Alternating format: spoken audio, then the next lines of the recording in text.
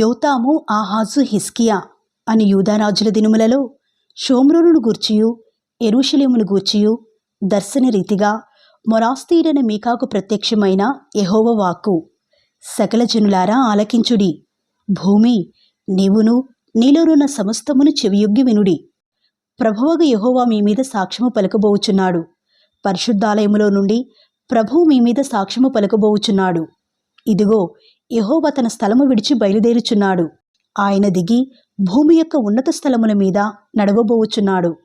ఆయన నడువగా అగ్నికి మైనము కరుగునట్లు పర్వతములు కరిగిపోవును, లోయలు విడిపోవును, వాటము మీద పోసిన నీరు పారునట్లు అవి కరిగి పారును. యాకోబు సంతతి చేసిన తిరుగుబాటును బట్టియు ఇశ్రాయేలు సంతతి వారి పాపములను బట్టియు ఇదంతయు సంభవించును. యాకోబు సంతతి వారు తిరుగుబాటు చేయుటకు మూలమేది? అది షోమ్రోనే గదా. యూదా వారి ఉన్నత స్థలములు ఎక్కడివి? యెరూషలేములోనివే కావా? కాబట్టి నేను షోమ్రోనును చేనిలోనున్న రాళ్ల కుప్పవలె చేసెదను. ద్రాక్ష చెట్లు నాటదగిన స్థలముగా దాని ఉంచెదను. దాని పునాదులు బయలుపడినట్లు దాని కట్టుడు రాళ్లను లోయలో పారబోసెదను. దాని చెక్కుడు ప్రతిమలు పగలగొట్టబడును. దాని కానుకలు అగ్నిచేత కాల్చబడును. అది పెట్టుకున్న విగ్రహములను నేను పాడుచేతును.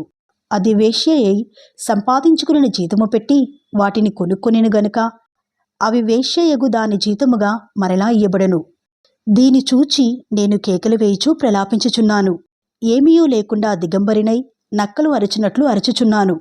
నిప్పుకోడి మూల్గునట్లు మూల్గుచున్నాను. దానికి తగిలిన గాయములు మరణకరములు. అవి యూదాకు తగిలియున్నవి. నా జనుల గుమ్మముల వరకు యెరూషలేము వరకు అవి వచ్చియున్నవి. గాతు పట్టణములో దీనిని తెలియచెప్పవద్దు. అచ్చట ఎంత మాత్రమును ఏడ్వవద్దు. బేత్లయెప్రలో నేను ధూళిలో పడి పొర్లితిని.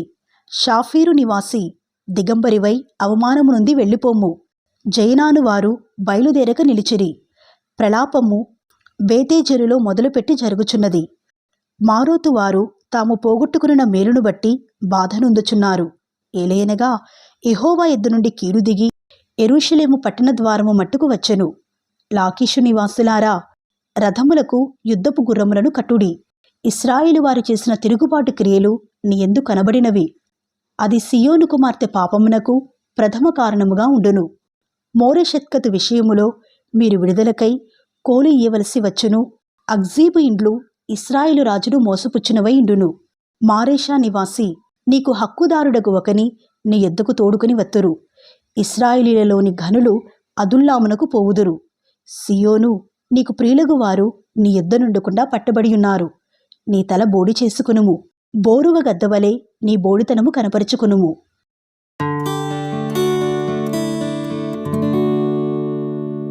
మంచముల మీద పరుండి మోసపు క్రియలు యోచించుచు దుష్కార్యములు చేయువారికి శ్రమ. అలాగు చేయుట వారి స్వాధీనములోనున్నది గనుక వారు ప్రొద్దు పొడవగానే చేయుదురు. వారు భూములు ఆశించి పట్టుకుందురు, ఇండ్లు ఆశించి ఆక్రమించుకుందురు.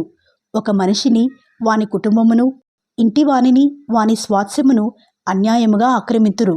కాబట్టి యెహోవా సెలవిచ్చినదేమనగా, గొప్ప అపాయకాలము వచ్చుచున్నది. దాని క్రింద నుండి తమ మెడలను తప్పించుకొనలేకుండునంతగాను, గర్వముగా నడువలేకుండునంతగాను ఈ వంశమునకు కీడు చేయనుద్దేశించుచున్నాను. ఆ దినమున జనులు మిమ్మును గురించి బహుగా అంగలార్చుచు సామెత నెత్తుదురు.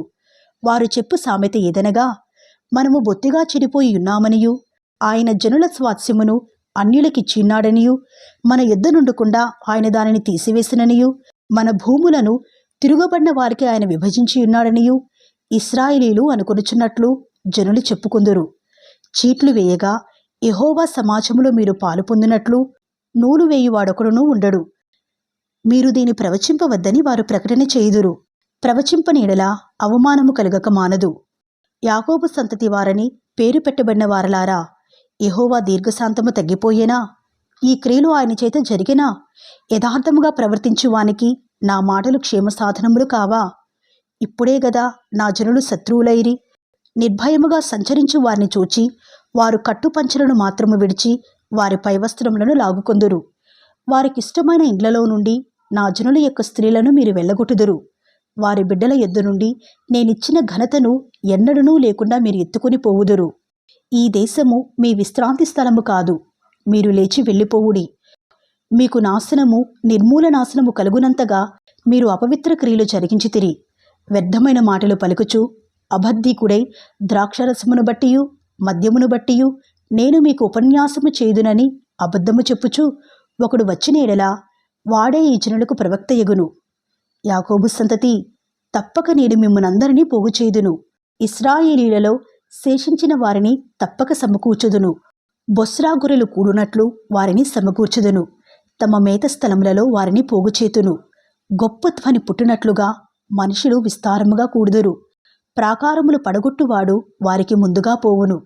వారు గుమ్మమును పడగొట్టి దాని ద్వారా దాటిపోవుదురు. వారి రాజు వారికి ముందుగా నడుచును. యెహోవా వారికి నాయకుడుగా ఉండును.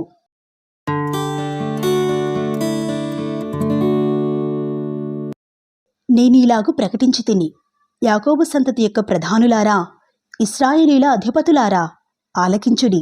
న్యాయము ఎరిగిండుట మీ ధర్మమే గదా. అయినను మేలు నసహించుకొని కీడు చేయనిష్టపడుదురు.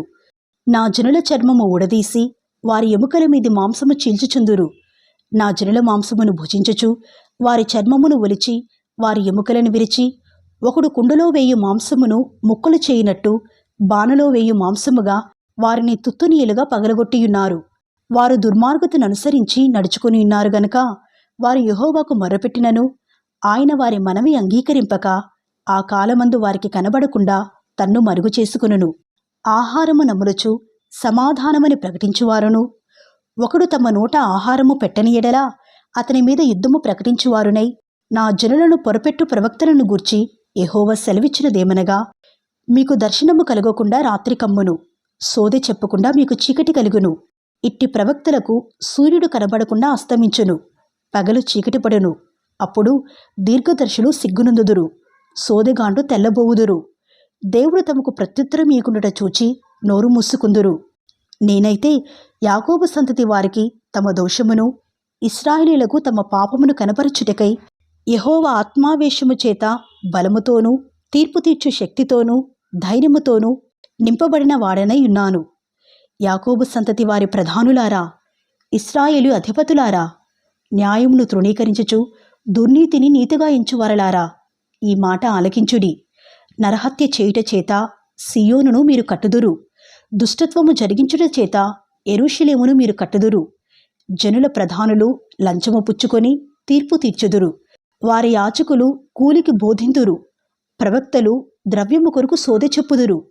అయినను వారు యెహోవాను ఆధారము చేసుకుని, యెహోవా మన మధ్యనున్నాడు గదా, ఏ కీడును మనకు రానేరదని అనుకుందురు.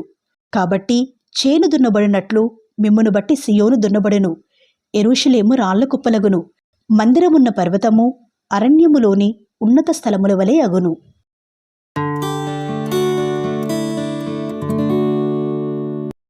అంత్యదినములలో యెహోవా మందిర పర్వతము పర్వతముల శిఖరమున స్థిరపరచబడి కొండల కంటే ఎత్తుగా ఎత్తబడగా ప్రవాహము వచ్చినట్లు జనులు దానిలోనికి వత్తురు.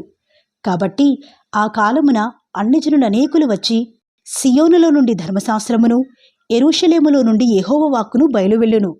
యాకోబు దేవుని మందిరమునకు, యెహోవా పర్వతమునకు మనము వెళ్ళుదము రండి. ఆయన తన మార్గముల విషయమై మనకు బోధించును. మనము ఆయన త్రోవలలో నడుచుకుందము అని చెప్పుకుందురు. ఆయన మధ్యవర్తి అయి అనేక జనములకు న్యాయము తీర్చును. దూరమున నివసించు బలము గల అన్యజనులకు తీర్పు తీర్చును. వారు తమ ఖడ్గములను నాగటి నక్కులుగాను తమ ఈటెలను మచ్చుకత్తులుగాను సాగుగొట్టుదురు. జనము మీదికి జనము ఖడ్గము ఎత్తకయుండును. యుద్ధము చేయ నేర్చుకునుట జనులు ఇక మానివేతురు. ఎవరి భయము లేకుండా ప్రతివాడును తన ద్రాక్ష చెట్టు క్రిందను తన అంజూరపు చెట్టు క్రిందను కూర్చుండును. సైన్యములకు అధిపతియగు యెహోవా మాట ఇచ్చియున్నాడు. సకల జనములు తమ తమ దేవతల నామము స్మరించుచూ నడుచుకొందురు.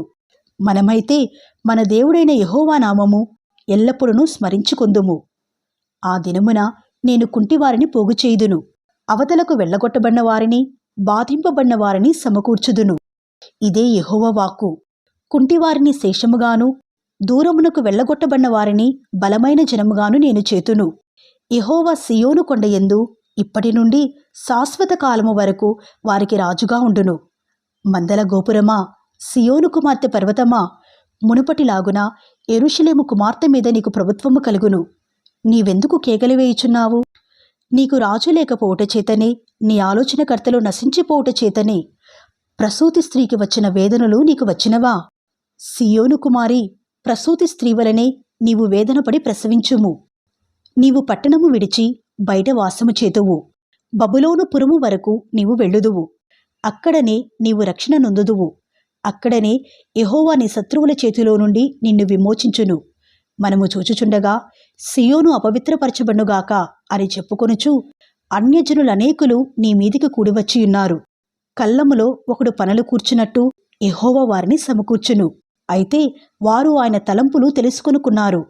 ఆయన ఆలోచన వారు గ్రహింపకున్నారు. సియోను కుమారి, నీ శృంగము ఇనుపదిగాను, నీ డెక్కలు ఇత్తడివిగాను నేను చేయుచున్నాను. లేచి కళ్ళము త్రొక్కుము. అనేక జనములను నీవు అనగదొక్కుదువు. వారికి దొరికిన లాభమును నేను యెహోవాకు ప్రతిష్ఠించుదును. వారి ఆస్తిని సర్వలోకనాథునికి ప్రతిష్ఠించుదును.